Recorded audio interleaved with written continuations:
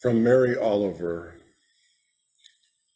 Last night in the fields, I lay down in the darkness to think about death, but instead I fell asleep, as if in a vast and sloping room filled with those white flowers that open all summer, sticky and untidy in the warm fields.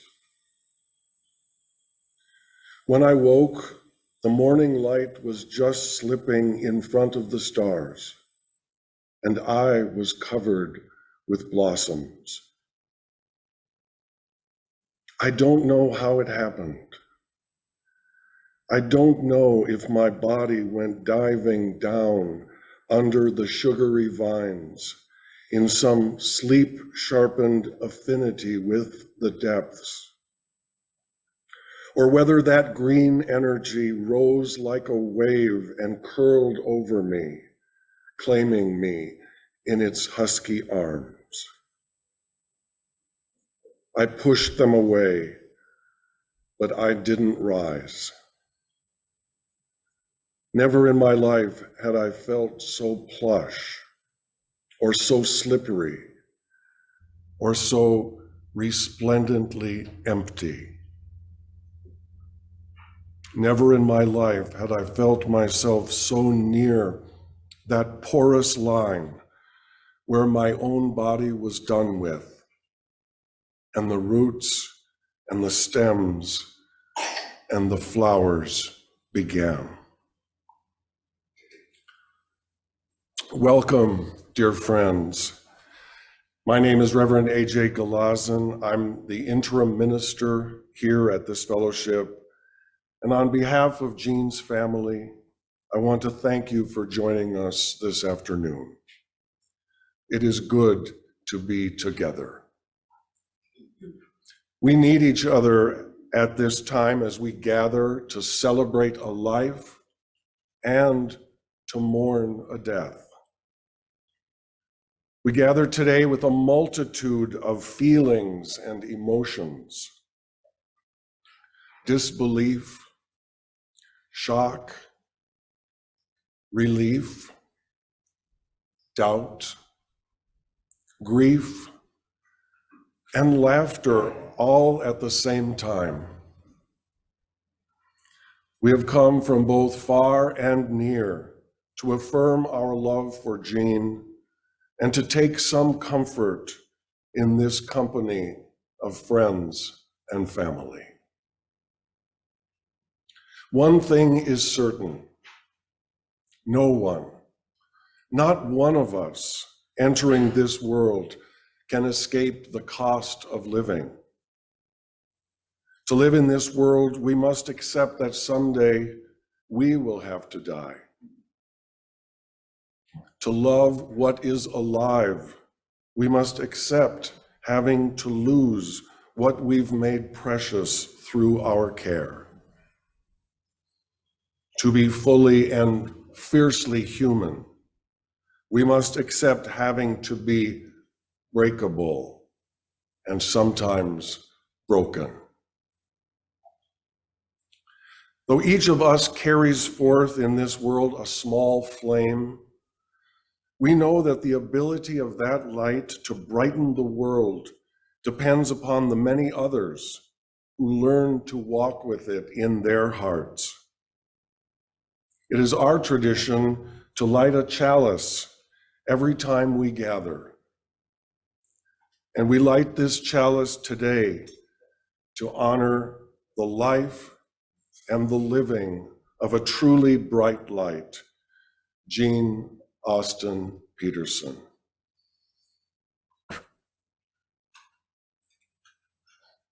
Instead of a single eulogy, Jean's family has invited several speakers to share stories and memories. We can never hope to know all aspects of her life. And yet, as the stories unfold, perhaps each of us will leave here with a new understanding of what her life has meant to us and to the world. The speakers are listed in your order of service, and I ask each speaker to please identify yourself at the beginning of your remarks. It is good that we gather here in this beloved community.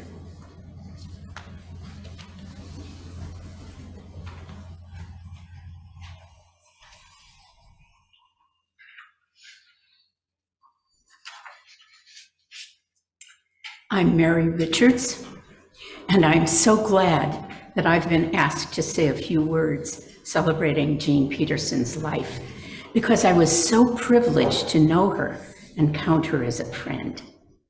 And also, the assignment has made me really think about why I feel such admiration and affection for her.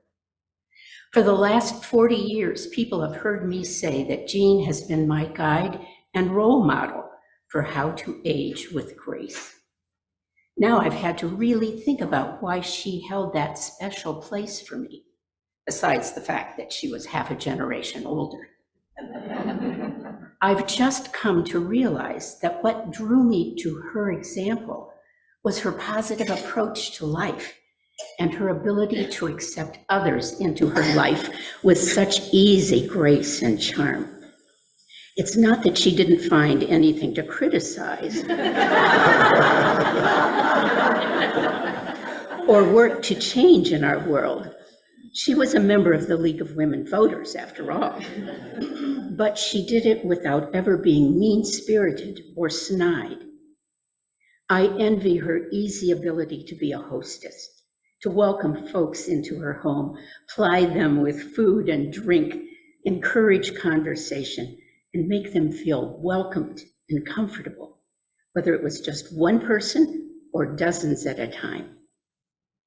I've tried to follow her example of knowing when the physical effects of years dictates the time to end some activities and seek out others, not with regret, but with the satisfaction of having been there, done that. And I am especially in awe of her ability to retain a positive attitude in even the most devastating of circumstances. When you live to be 100, you will inevitably lose persons especially dear to you. Of course, that happened to Jean. But despite mourning, her positive self never faltered. Here is one specific story that illustrates this positive approach to life. Once, she fell on a friend's front walk and broke both wrists.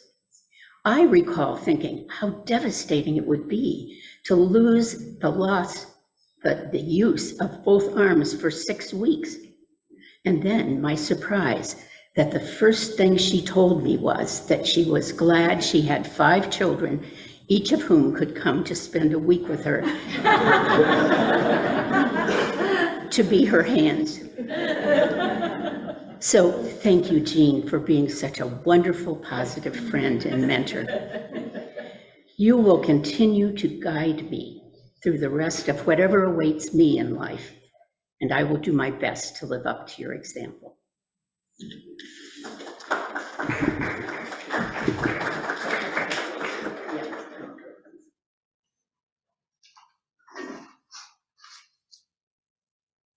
Good afternoon. I'm Phyllis Syme, a longtime friend of Jean's.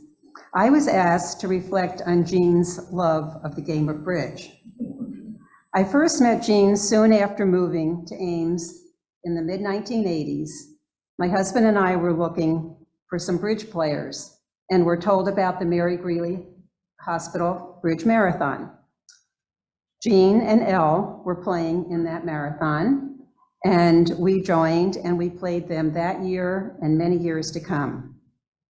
And believe me, we met our match. We were looking for competitive and challenging game, and that is what we found in the Petersons. Jean was a sharp thinker and player and loved to talk about the hands and analyze the hands after they were finished. She could usually figure out how to make a hand a very difficult hand.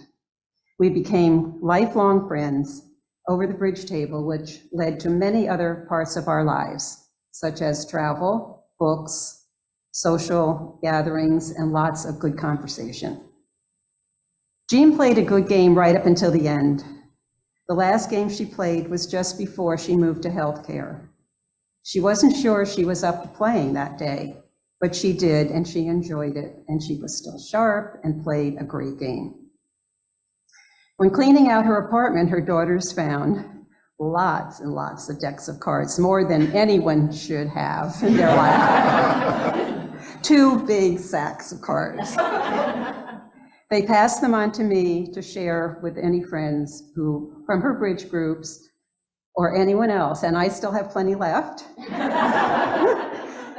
If anyone would like a deck of cards from Jean, I will be happy to share. And I feel like I've come full circle. I now have the cards we played with 38 years ago when we first met them. Just a little bit about our travels. There were 4 of us who took trips together, Jean and 2 other friends and myself, and I am the only one left to cherish these memories and stories. We spent a week in Naples, Florida. We went to Detroit Lakes and the headwaters of the Mississippi River. We drove to the Les Hills, and the highlight was a cruise in Holland and Belgium in 2006. Jean really wanted to go to Bruges, which was not included, so we added it at the end of the tour. And I don't think a smile left Jean's face for those 2 full days we were in Bruges. And what did all these trips have in common? Evenings and quiet times, games of bridge, of course. The last trip I took with Jean was in 2017. I can't believe it was only 6 years ago that we did this. I went to college in Carlisle, Pennsylvania, and Jean's daughter, Jane, lives in Carlisle. Jean found out I was going for a reunion, and Jean wanted to visit Jane and wanted to go with me. So off we went, overnight in Des Moines for an early morning flight and 2 planes from Des Moines to Harrisburg. When we arrived in Harrisburg, I parked Jean on a bench in front of the airport while I went to get the rental car. When I returned to her, true to form, Jean was deep in conversation with another lady as if they were best friends. I had to wait until they were ready to move on before we could get going. But as I half expected them to exchange hugs and addresses, and maybe they did, I don't know. But anyway, as you all know Jean, you can picture the scene of Jean making a new friend, at least for that short time. And I confess I was very relieved when we did get to Jane's in Carlisle and we made the trip safely. Jean was a remarkable lady with her beautiful smile, her gorgeous white hair, her laugh, her always interesting conversations, and sharing stories of her remarkable and devoted family. I miss my friend, and I always will.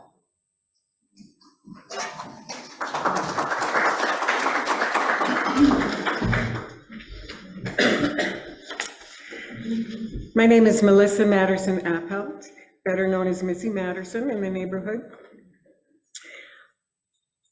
When we were growing up, the Peterson house was the gathering place for children and adults of all ages, in summer and winter, indoors and out. After school, we dove into the best cookie drawer in town, and then gathered around that big table, that big square table, to watch Mickey Mouse Club. And there was always enough crayons and coloring books and cookies for everybody. In summer, we played Captain May I, red light, green light, statues, croquet, and after dinner, we gathered at that big box elder tree to play countless games of Ghost. Starlight, moonlight, hope to see the ghost tonight. And on most Memorial Days, July 4th, Labor Days, children and adults gathered for backyard barbecues in that big screened-in porch where there was room enough for everyone. And Jean Peterson was the architect of it all. She created the space and the environment for people to gather. She cultivated friendships in the neighborhood and across town to form a community of people who laughed and celebrated, discussed issues, and played bridge and tennis.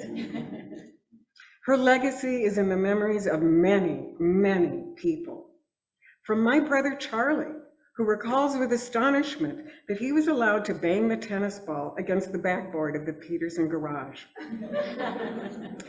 To Gordy Smith, whom I saw recently, and who said to me, I always wanted a house like that, where the New Yorker magazine was on the coffee table. There it was, he had it. My lessons learned from Jean Peterson began with politics. Pay attention, especially if you're a Democrat.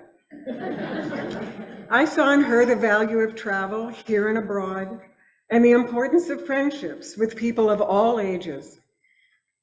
Which brings me to Jean's relationship with my mother, Isabel Matterson, who was 10 years older. They lived across the street from each other or in proximity for more than 50 years and were very much like sisters. One of the last times we went out to lunch, Jean picked the restaurant as usual. She always knew the best ones. She was driving, my mother was in the front seat, my sister Caroline and I were in the back.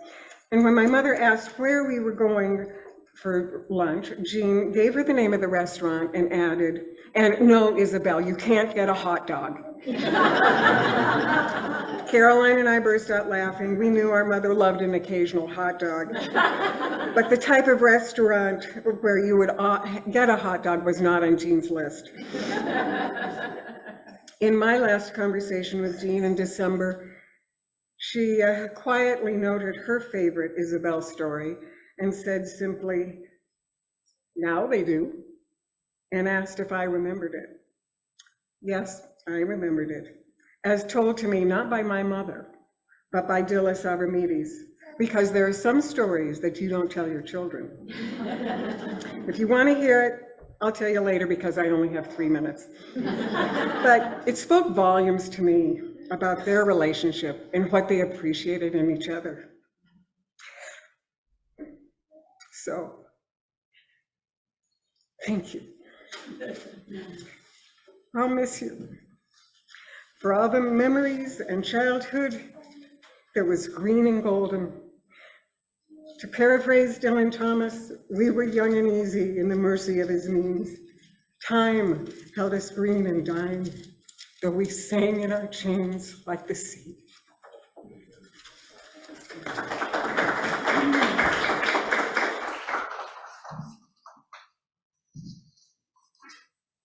I'm Jane, the second of 5 children we came to call the originals as our family grew increasingly until we had 7 great-grandchildren by my mother's 100th birthday last December. My mother influenced us in many ways, from her love of sweets to her love of reading, learning, civic engagement, and travel. My focus will be on travel and how she created opportunities for us, but I can't resist mentioning a bit about sweets. At 403 North Franklin, my mother converted a bread drawer into a cookie drawer, and all of us and our friends, Melissa's the evidence here, could help ourselves day or night to the 4 or 5 cookies which could always be found in that drawer. This legacy will be reflected at our reception today. Mom grew up mostly in the small town of Preston, Minnesota, but also spent a few childhood years in the even smaller town of Kennebec, South Dakota. I looked it up, 286 people. Remarkably, by the end of her life, she had traveled in Europe, Africa, Asia, and South America. But she started with explorations of the US on camping trips with the 5 of us in a station wagon, with piled high with gear and luggage, and with her custom-made wooden camping kitchen on the tailgate. A couple of years ago, I passed her camping list to the family of our son, Daniel, and they took a camping trip that included spending a week in Ames with Mom. In true Peterson tradition, Anna, their 4-year-old daughter, began to measure distance in days of camping. She told me that her imaginary sister, Amy, lived 3 days of camping, distant from her. During my childhood in Ames, Mom and Dad took only 1 trip outside the US to the Caribbean, hiring a babysitter to care for us. Otherwise, our mother reached out to the world by creating opportunities for others. She brought an exchange program, Youth for Understanding, to our high school, and a Finnish high school student came to live with us as our 5th sister. When I was in college, Mom located an opportunity for me to work on an archaeological dig in Winchester, England, and I went on a student ship, the Aurelia, from New York City to England. My best friend from college, Sarah Lund, who wanted to be here today to talk about this herself, joined me and wrote to Mom on her 100th birthday that Mom had changed her life. Sarah said she boarded the Aurelia and never returned to the person she had been before. My mother also located the McAllister College program at the College of Europe in Bruges, Belgium. That's her interest in Bruges. That program changed my life. Polly was in Germany and England that same year, and through Polly, I went to East Berlin, where I met and fell in love with Wolfgang. When I went to East Germany after my college graduation in 1970, my mother was distraught. Martha, the only child still at home, told her, well, just go meet him. Go meet Wolfgang. She thought that might help. So Mom, Dad, and Martha took off in my parents' inimitable style. They rented a VW camper in Amsterdam and entered East Germany through the heavily guarded Berlin Wall to take Wolfgang with them on a camping trip. Mom wrote in her Christmas card that year that they had learned about life in a police state, probably referring to the day when, despite the lack of an open gas station nearby, the police forced us to leave a campground because that one was not on our itinerary. Once we originals were all out of the house and my father had retired, my parents went on educational trips throughout the world, staying in student dormitories and attending lectures. The slideshow created for this event includes photos showing the fun our parents had exploring the world. It also shows their love of family through their presence at births, graduations, and gatherings throughout the years. I feel very privileged to have had a mother who inspired us to explore and who showed her love of us and our families through her unwavering interest in us. Anna, now 6, asked, when I took a picture of her in a pretty dress, who will we send our pictures to now?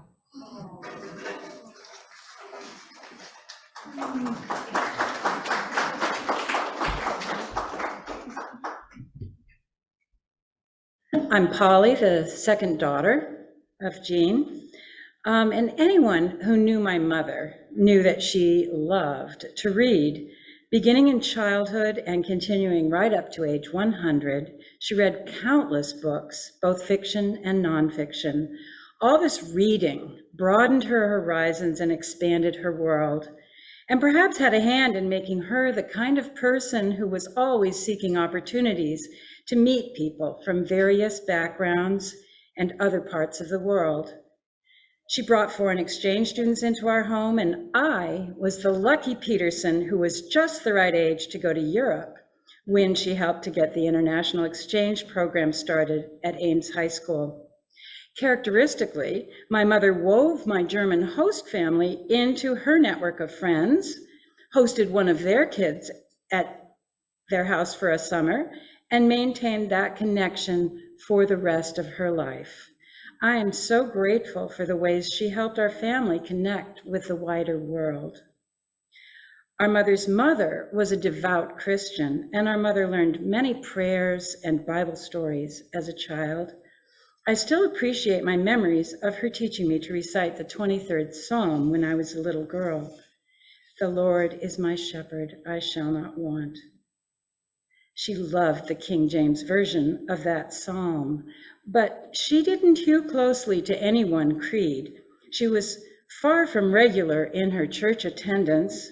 As children, we attended Sunday school at the Collegiate Presbyterian Church, while my mother often stayed home enjoying her coffee and the Sunday newspaper in a blessed respite from the demands of raising 5 children. My father would drop us off at the church on his way to the hospital to do his rounds, after which he often liked to stop by the Memorial Union at the university to hear speakers at the Unitarian Forum, which met there. The building we're in now did not exist when I lived in Ames, so it doesn't figure in my growing up memories, but I do know that at some point as the UU Fellowship pursued its plans for building, my parents got on board to help make it happen. The Unitarian Universalist approach to religion was an excellent fit for my mother, and she participated in this congregation's Social Justice Committee, Women of Wisdom group, Library Committee, and other activities. UUs tend to describe the diversity of religious traditions as many windows, one light.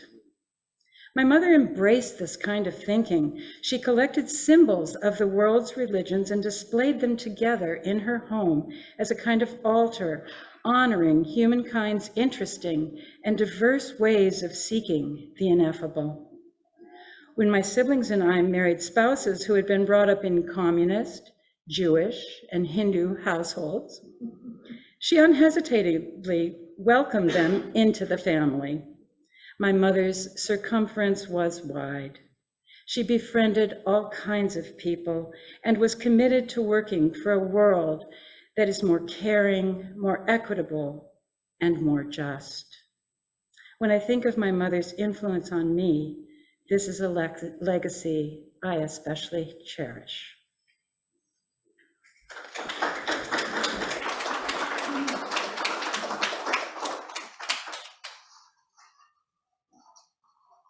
I'm Anne, or Betsy, as many of you probably know me, Jean's next to youngest. Like many people, I kind of imagined that my indomitable mother would live forever, and I'm so grateful to her for coming as close as she did. Mom wasn't much for talking about the past, but one day not too long ago, we got to talking about a trip she took to Wind Cave when she was 5. The cave was scary, and she was afraid she might have embarrassed her father by crying about that. Mom did not have siblings, and she remembered knocking around in the back seat, feeling lonely. She said she knew even then that she wanted a big family when she grew up. So I'm here to tell you, our back seat was not a lonely place. And if Mom embarrassed us, it was not by being frightened. Every year, starting when we were 3 to 13 years old or so, Mom managed to cram 5 kids, a big box of books, and a shocking amount of beer, snacks, and games into our Mercury Monterey, and off we'd go to find adventure. Mom disliked the idea of going to the same lake house year after year, so each summer she broke out the latest Rand McNally, and we cruised day in and day out through forests and deserts, past buttes and mesas, and camped in almost every national park that existed then. Other than a few minutes set aside for tonic time in the timber, Mom worked like a fiend to make sure that we experienced all that that year's region had to offer. Other than a few minutes, we swam in oceans and hot springs, explored battlefields, totem poles, and lighthouses, and took innumerable nature hikes.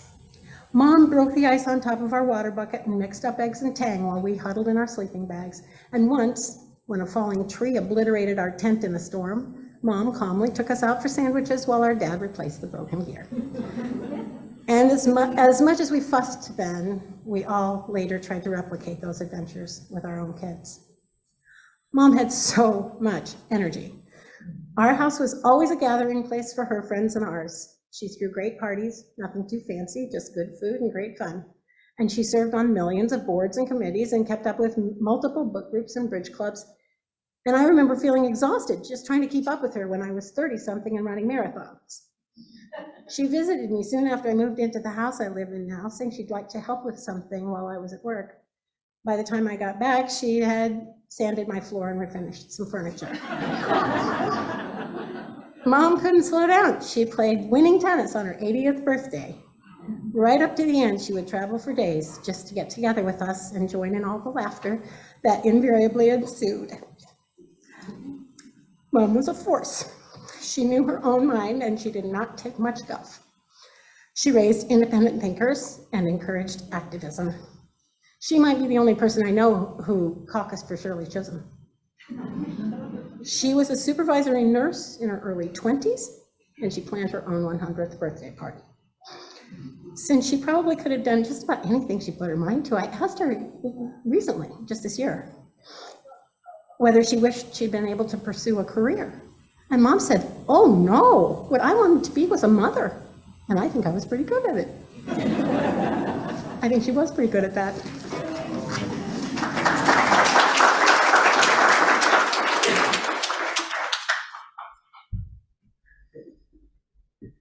So I'm Martha, otherwise known as the baby of the family. As is evident from what's been said, I don't think there's a whole lot more I can cover. We appreciated all of our mother's talents in more ways than we could ever say. We know that she was a very special person.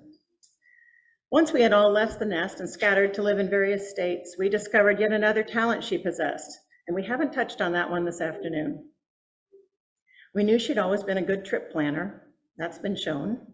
But now we realize she had an uncanny ability to encourage us all to travel in order to get together for every big occasion, and sometimes just for a summer vacation. She would let us know that she had rented a house on a coastline or an inland lake, and she'd suggest that we were all welcome to join. My family has often made reference to these as, yet again, the last time we could probably ever all be together, but we wouldn't miss them for the world. Because of this ability, I often had referred to my mom as a bit of a puppeteer, gently pulling all of us with loose strings, urging us to do good in the world, but perhaps more importantly, to get together and enjoy each other. When COVID arrived and in-person gatherings stopped, we continued to meet up on Zoom. Mom, at age 97, learned to sign herself on with our weekly link, and she was even heard to say, "Zoom is my favorite thing." Meeting up on Zoom became a highlight for all of us, and so far, we're continuing the tradition, just maybe not quite as regularly. And lest we think those puppeteering skills ended with her death, it so happens that our mother kept a number of writings that she either just enjoyed or thought were meaningful. Lucky for us, Polly was able to unearth several of these saved words of wisdom, and I'd like to share one with you today. This is a poem entitled Instructions, written by Arnold Crompton. His words paint a picture of the world our mother hoped would remain in her place, a world where we can recognize what matters and what does not. Lessons learned, instruction shared beyond the grave. We know that she is still lightly tugging those strings and guiding us all toward a life well lived. Instructions. When I have moved beyond you in the adventure of life, gather in some pleasant place, and there remember me with spoken words old and new. Let a tear fall if you will, but let a smile come quickly, for I have loved the laughter of life. Do not linger too long with your solemnities. Go eat and drink and talk. Follow a woodland trail, climb a high mountain, sleep beneath the stars, swim in a cold river, chew the thoughts of some book which challenges your soul. Use your hands some fine day to make something of beauty or to lift someone's heavy load. Though you mention not my name, though no thought of me crosses your mind, I shall be with you, for these have been realities of life to me. And when you face some crisis with anguish, when you walk alone in courage, when you choose your path of right, when you give yourself in love, I shall be very close to you. I have followed the valleys, I have climbed the heights of life.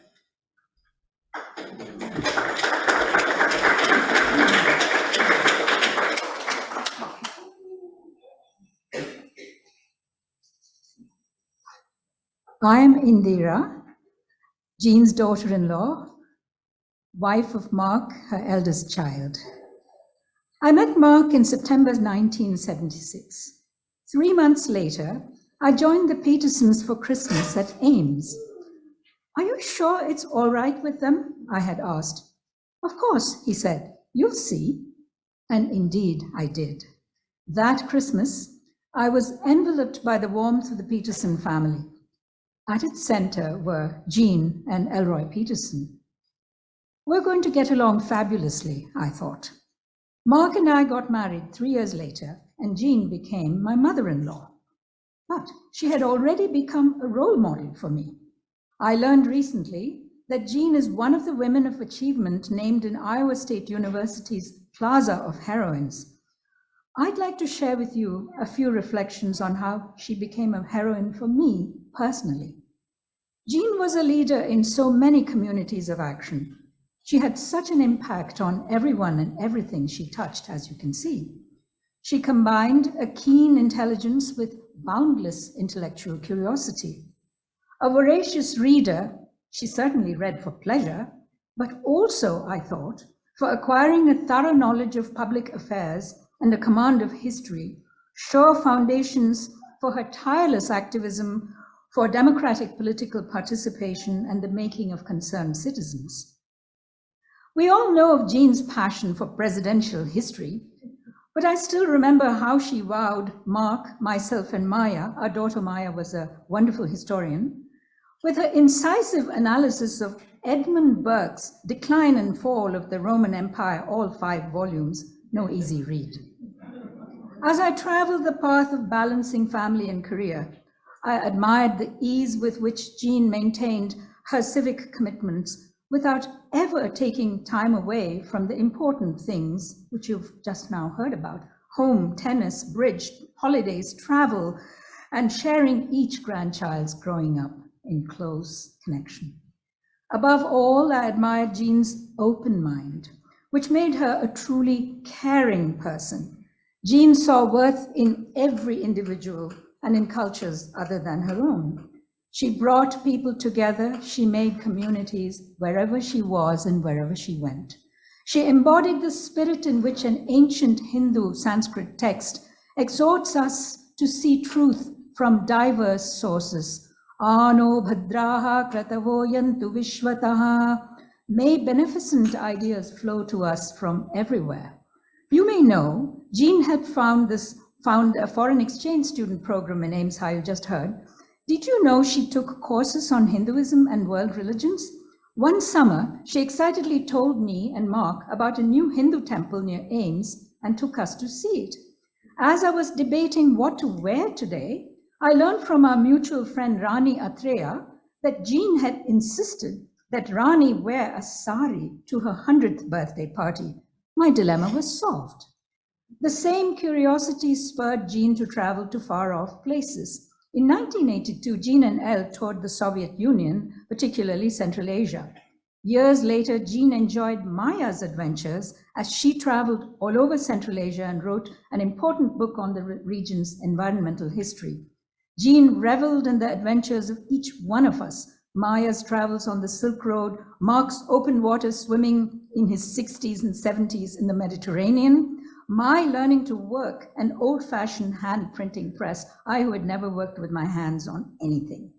In fact, she was one of the few people in the world who, as the cat in the hat said, really knew how to have fun. Fun, however, could be enjoying life's simplest pleasures, making hickory nut icing, whatever that was, watching Wimbledon, following a great-grandchild learning to walk, enjoying popcorn on a Sunday afternoon. That, I believe, was Sunday dinner at the Peterson household. I miss you, Jean. I'm glad you lived 100 years, showing us how to live a considered life, how to bear sorrow with dignity, how to have as much fun as can be had in this world. I will think of you and your joyous smile every time I open a bag of popcorn.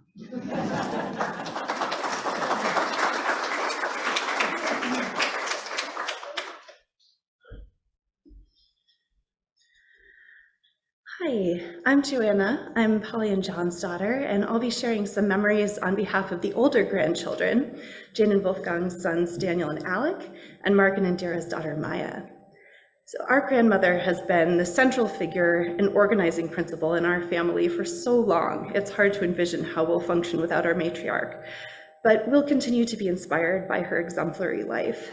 Not only was she incredibly smart, energetic, well-read, well-informed, and unapologetically true to her beliefs and preferences, but she also managed to travel the world while remaining so strongly rooted and connected here in Ames with an enviably active social life right until the end.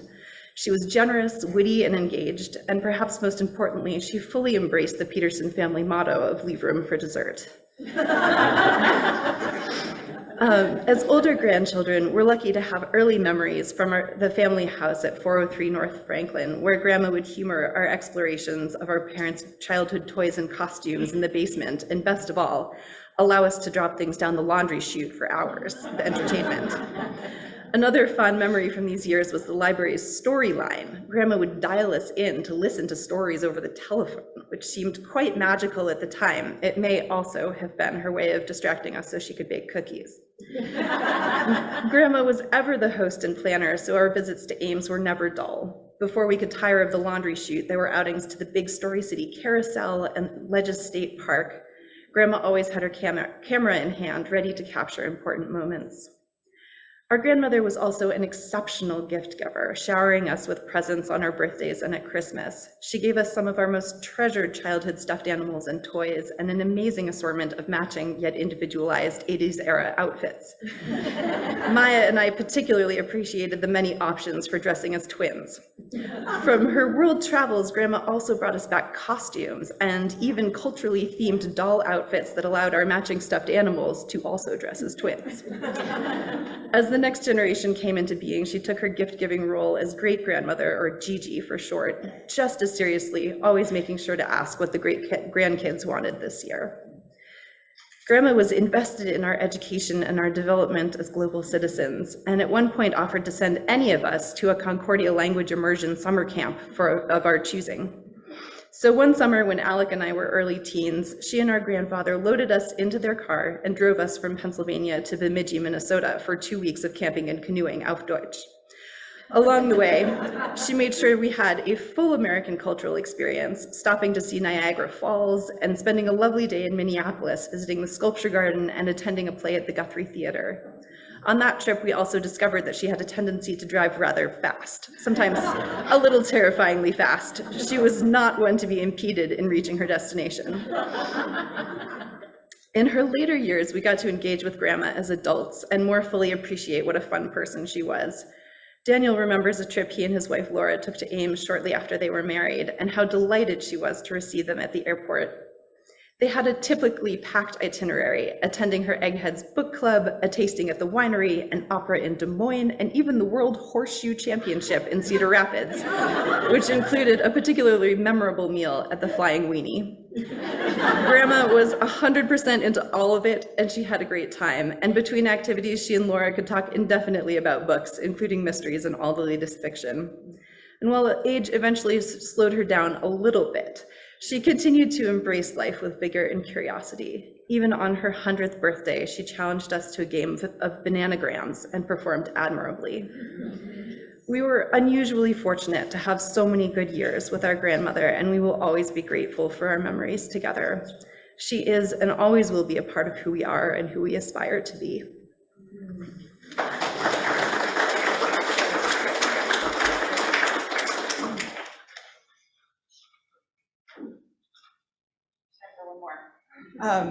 I'm Andrea. I'm Ann's daughter. I'm here to speak on behalf of her and Martha's kids. In preparation for this, we all connected to share some stories and memories about our grandmother. And rather than trying to describe her, as so many have already done admirably, we felt we would be better served to share some anecdotes that paint a picture of her as the wonderful grandmother she was to us, her young grandchildren, Paul, Eric, Sarah, Tyler, and me. A few things about my grandmother really stuck out to all of us. Firstly, she was passionate, informed, and outspoken, and encouraged all of us to be the same. No trip to Grandma's was complete without a few hours seated in front of MSNBC, talking about the important goings-on of national and local politics. I used to work for an Iowa Senate campaign, so I thought I could keep up with her. But she was always better informed than I could hope to be. And not just informed, she was active. I believe it was 2016 or maybe 2018 when she generously volunteered to drive some friends, perhaps some of you are here today, to the polls. What she may not have mentioned at the time was that she could not legally drive further than the Green Hills main building. When we asked her why she took that risk, she answered plainly, well, how else were they going to get there? Luckily, everyone got to the polls and back, and Grandma managed to impress upon us yet again how important it is to make sure that everyone is included. Inclusion is very important in our family, as evidenced by speakers today. Our family gatherings definitely make that clear as well. A true matriarch, Grandma ensured that our entire multi-generational family got together frequently, at least every year somewhere. Whether it was Christmases in Ames or Carlisle, vacations in Maine or Canada, we all knew we'd see one another. If there wasn't already an event to celebrate, like an anniversary or a graduation, we all still gathered. And this attitude she took ensured that despite the age and geographic differences in our family, we all consider ourselves to have close relationships with everyone, both far and near. These gatherings were always action-packed, with hikes and walks in all weather, boat rides if it was warm enough, ice skating if it was cold enough. Grandma always got us out of the house, and I think trained us all from an early age to live full and action-packed lives. When we were at the house, things were a little less wholesome. We played a lot of games and she fed wonderful meals, but mostly what we remembered were the sweets. Cookie plates, pies, and kringla all made the list of favorite memories for us little kids. It's one thing to say she was always there, but just imagine, especially in our family, what it really means to have attended every graduation. That is a lot of commencement speeches. So many hours of pomp and circumstance all across the country, and she did it with enthusiasm and grace. Even in my outdoor, rainy, 50-degree ceremony, it was a matter of course for her. She wouldn't have missed it. And it wasn't just the big things. She made a point of making each of her grandkids, grandkids-in-law, and great-grandkids feel special and loved. She never missed a birthday card. She was always thrilled to see us, even just on Zoom. Just a few weeks before she passed, she was still double replying to email updates about my daughter, her namesake, hitting some very exciting 8-month milestones. And I think that's really it. She didn't have to tell us the importance of family. She led by example. She showed up, she replied to emails, she reached out for special occasions. She always made sure we were taken care of, usually with cookies and ice cream. And when there was an insufficient supply of sweets, she made sure to let us know about it.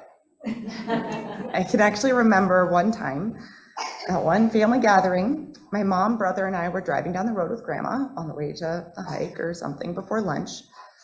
As we drove down the highway, Grandma noticed a sign for Dairy Queen and asked if Tyler and I like milkshakes. We, of course, replied that we do.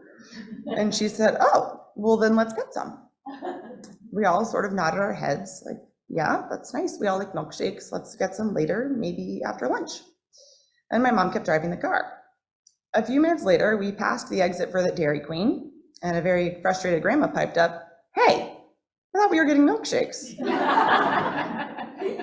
While that may seem like a strange place to leave these remarks, as I was trying to think of what to say today, that was the story that just kept popping in my head. And it's a memory I'll carry with me forever. My grandma was unexpected, funny, and unabashedly herself.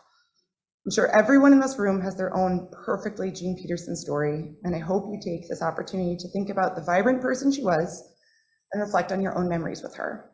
And perhaps some of you will share those with us.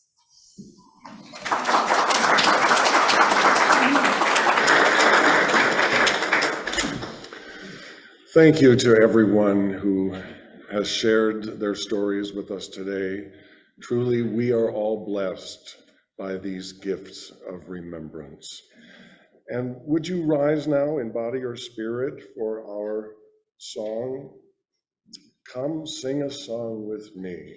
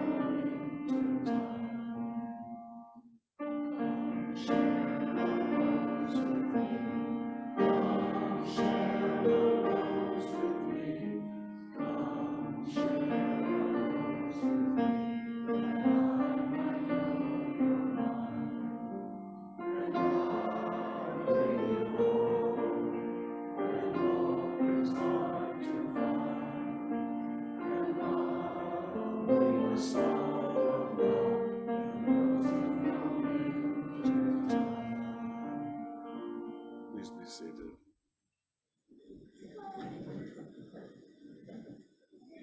A reading from Mary Oliver in Blackwater Woods. Look, the trees are turning their own bodies into pillars of light. are giving off the rich fragrance of cinnamon and fulfillment. The long tapers of cattails are bursting and floating away over the blue shoulders of the ponds. And every pond, no matter what its name is nameless now. Every year, everything I have ever learned in my lifetime leads back to this. The fires and the black river of loss, whose other side is salvation, whose meaning none of us will ever know. To live in this world, you must be able to do three things: to love what is mortal, to hold it against your bones, knowing your own life depends on it, and when the time comes to let it go, to let it go.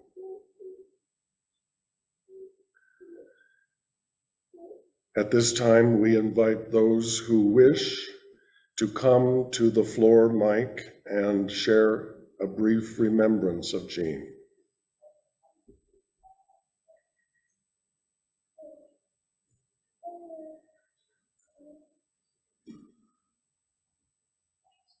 Hi, I'm Tyler. I'm Anne's son and the youngest grandchild.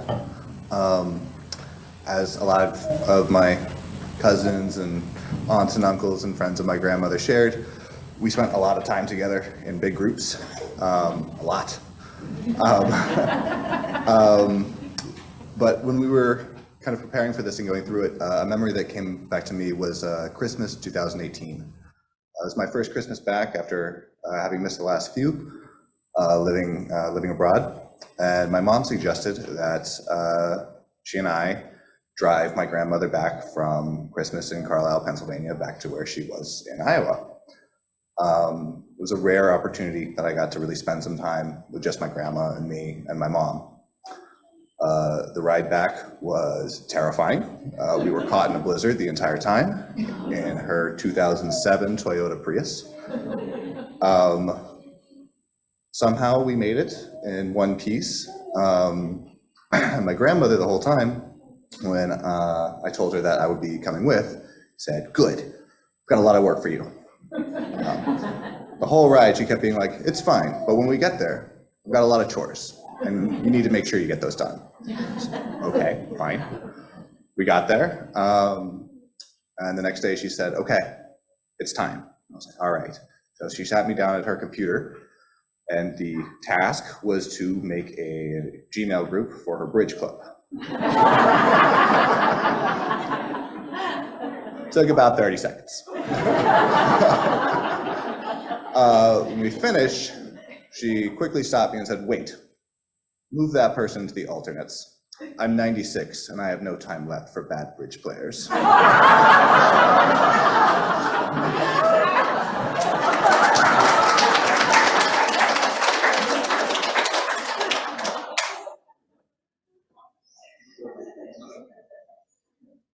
Good afternoon. I'm Muriel Foreman Hawk. I had the great privilege of my very dear friend Jane, who lived around the corner from us. And through Jane, I got to spend a lot of time over at the Petersons. And Jean always had a way of making everything a great, as you've heard, great adventure, a lot of fun. We had foursquare, basketball, a pogo stick. We had croquet and badminton and a slip and slide. And of course, often mentioned today was that cookie jar that we all loved. We all loved it. I'm so glad that I have this opportunity to publicly thank Jean, Elroy, Jane, Polly, Anne, where are you, Anne? Martha and Mark for giving me so many wonderful memories. Thank you.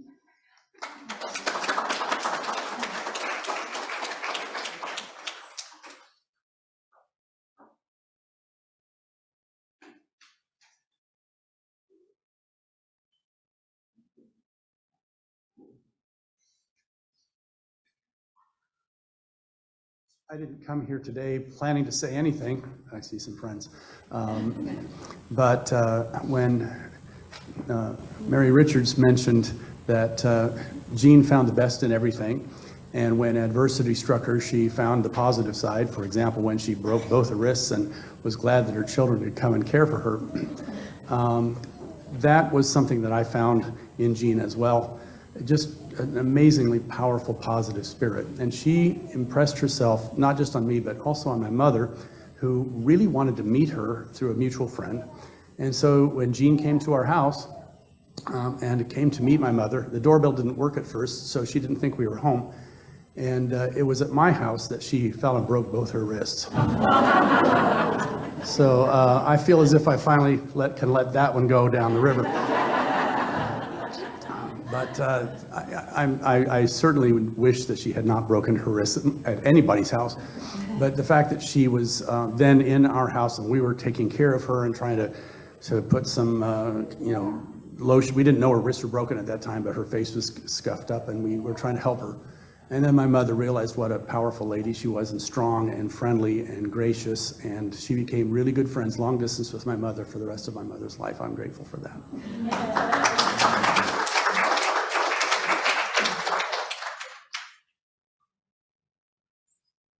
Hi, I'm George McJimsey, and my wife Sandra and I and a number of other people here are a member of a book club.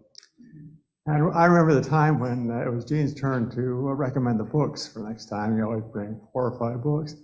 And we'd gone through the process of deciding, and we picked on this one book, and Jean immediately said, "I hate that book." So this inspired a number of questions in our mind, all beginning with the word why.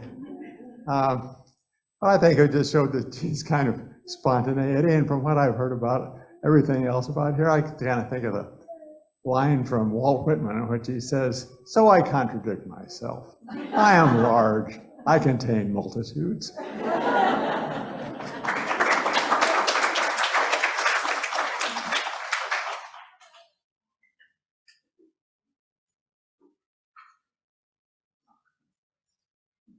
We rise now in body or spirit for our closing song, number 108, "My Life Flows On in Endless Song."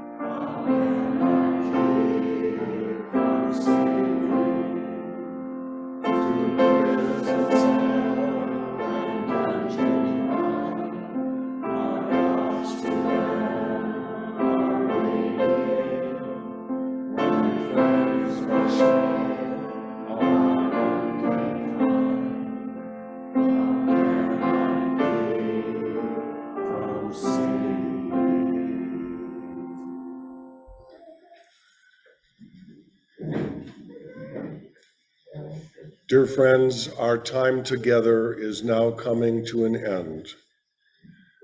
Jean's family invites you to join them for a reception in the fireside room where the conversations will surely continue. I had the personal delight of meeting Jean a couple times in this past year.